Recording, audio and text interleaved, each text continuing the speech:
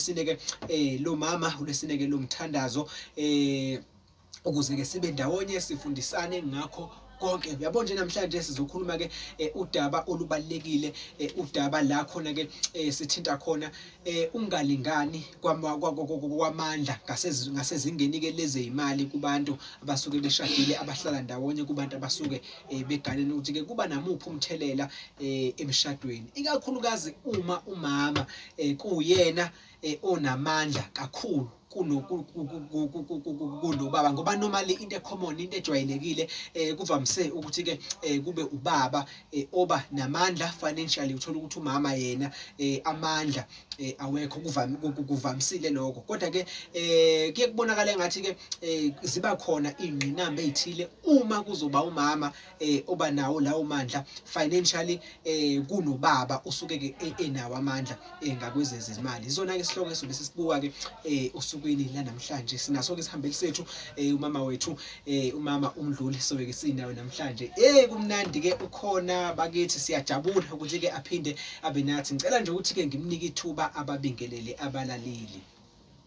Ngiyababingelela abalaleli baSeko Christian Radio Station, la sithi khona ubunzima buguqa amadolo. Amen.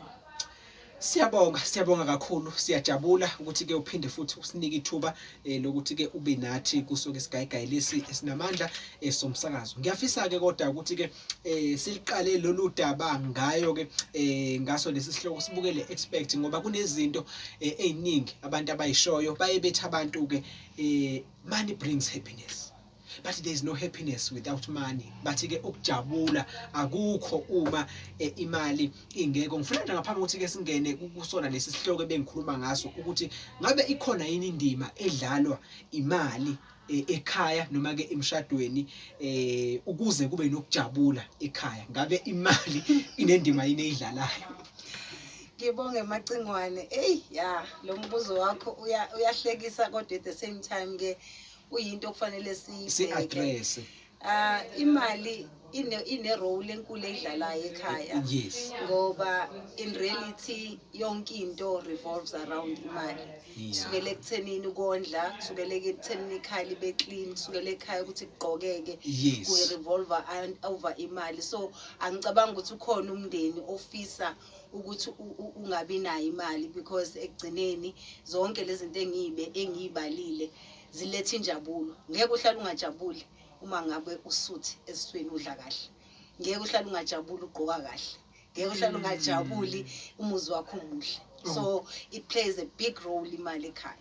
Okay, mhlambe ke kungenzeka yini ukuthi ke mhlambe abantu bajabule uma ingekho? Ke siyavumelana ekuthenini ukukhona kwayo buyayiletha injabulo, buyayiletha happiness, kodwa kuyenzeka yini ukuthi ke abantu still bajabule noma ingekho, bakwazi nje ukuba ama couples bakwazi nje ukuthi ke bajabule nomndeni nezingane zabo ngaphandle ukuthi ke baze babe nayo imali?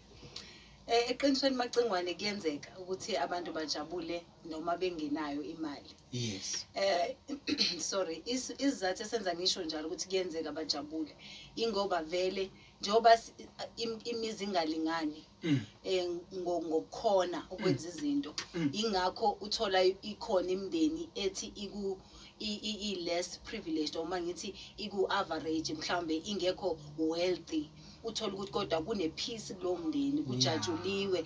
Yindaba bane-understanding labo bantu ukuthi angeke sonke sifane, futhi bane-understanding yokuthi imali is not everything. Uthando labo for each other lungenza kungabonakali ukuthi imali ayikho, because let's say for instance ekhaya anibaningi enisebenzayo, mhlambe kusebenza ubaba kuphela kulelo khaya. So that is an average home. Usho ukuthi ubaba uye vele wenza umsebenzi wakhe kulelo khaya, umama udepende kubaba, uyi-domestic uyi-wife, domestic wife or housewife, ethi ngibeka kanjalo housewife. So uma u-housewife nezingane zikhona kumele zesikoleni, ubaba takes the full responsibility of the house. Kodwa uthola ukuthi ujatshuliwe ngenxa yokuthi bajabuliswa ukuthi alikho isuku la abazolala khona bengadlile, alukho usuku la abezogodola khona zikhona izimpahla emzimbeni, yabo, noku understand ukuthi ubaba uyedwa, so what more can you expect him to do more than what he's doing for us. So ugcine bejabuliswa ikona lokho ukuthi ubaba uhamba afike la, but we proud ukuthi no baba osinakekelayo. No, kuyezwakala kakhulu. Bese ngeke ngathi kuyendlalela kancane le question ke engizobe ngiyibuza manje ukuthi isikhathi esiningi kuma families ethu njenge example nje oyibekile nawe manje ubeke example yokuthi uma ubaba kuyena othathe i-full responsibility noma ngabe kuthi umama housewife bayaqhubeka baphile bengenayo leyo mali etheni noma ke imali eningi. Ngisebenzisa leyo example ukusho ukuthi normally vele kwi society kuvamise ukuthi ubaba kuba uyena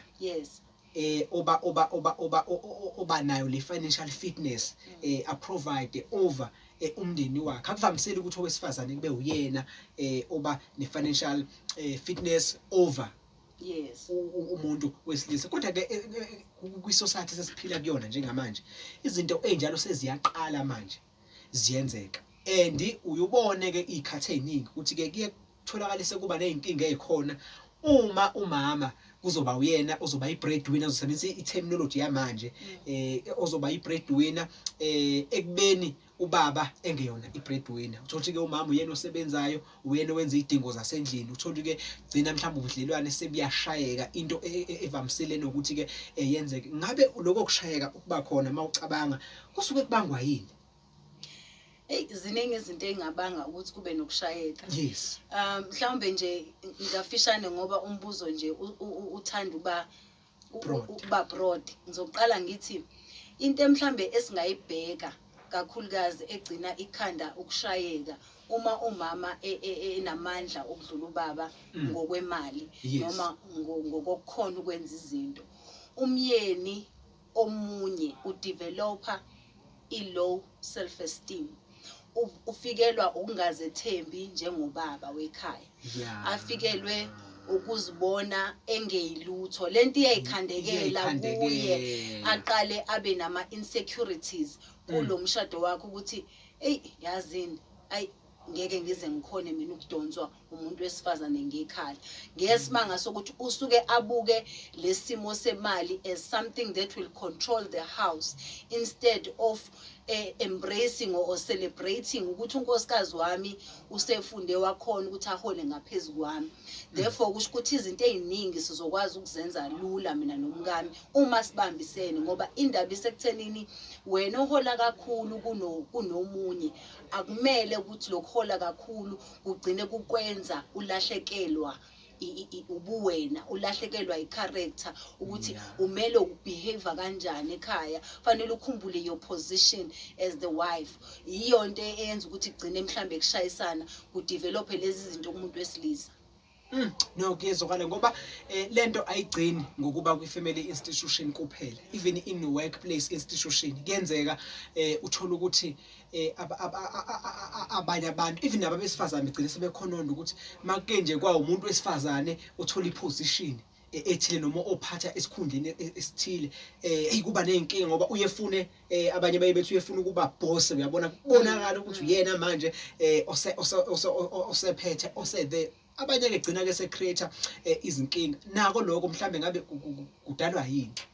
Uyabona nje umuntu wesifazane umelwe ukukhumbula nje ukuthi ngingaba nawo wonke amandla khona, but angingakuthwali ngekhanda lokuthi nginamandla onke. Angikhumbule ukuba humble. Yazi ayikho into edlula ukuba humble, because when you are humble God lifts you up. Noma kuthiwa unayo yonke imali and unawo wonke ama rights to exercise that power onayo, kwesinye isikhathi nje yenza kubonakala ukuthi ubuntu kuwena bukhona, yenza kubonakala futhi ukuthi usaphila nabantu, okusho ukuthi funda nje ukuthi lento ingagcini controller your psychological thinking ukuthi now I'm superior, I'm better than so and so, so therefore they will listen to my music, I will play the instrument, they will dance for me. You understand? You must not have that attitude yokuthi njengoba ngiyakwazi ukuthi ngenza izinto zenzeke, therefore no one can tell me. Ngoba lonto iqala ekuthenini wena umuntu wesifazane, how do you hold yourself and how do you believe ukuthi indima yakho ihamba iphelele, especially ekhaya, because khumbulani ukuthi kukhona amakhaya, kukhona ama-institution njengobusho, kukhona ilokhuzane amabandla. Ngoba uthola ukuthi ngizobekisa nje ngey'nkonzo ezahlukene, ezinye iy'nkonzo lezi ey'faka amajoyini, angeke ngibale ibandla elithile per se, baye babe naney'khundla, kukhona ugosa, kukhona isekela, khona, kodwa uthola ukuthi loyo muntu ubugosa bakhe usebusebenzisa nala kungafanelanga khona, because enikwe leli gunya lokuphatha. That's why ngithi ukuphatha akungakwenzi ushintshe your character or ushintshe indlela ocabanga ngayo, ngoba izokwenza lento ugcine futhi uyikhandela even abantu abangasakuzwisisi. Uthola ukuthi abasajabula abantu bawuqhamuka, sebefise ngathi bangahamba lapho because of the way you treat them, just because you are superior to them. Wow, yazi yanamandla into ngendlela esimanga. Kumnandi ke sikhona kusesigayigayi sinamandla somsakazo. Mangabe kufuna ukuphawula ngodaba isikulo esikhuluma ngalo namhlanje, ungasenda i-contribution yakho lapha ku 0685551747. Ungasenda i-contribution yakho ku 0685551747. Kumnandi ke sikhona, siyabusiseka, sihleli ndawonye. Kuse part 1 lo bese sinawo njengamanje ke sothi hulukuqu engomeni bese siyabuya no part 2 wengxoxo yethu. Kumnandi ke sikhona sindawonye, sithi nje abusekho.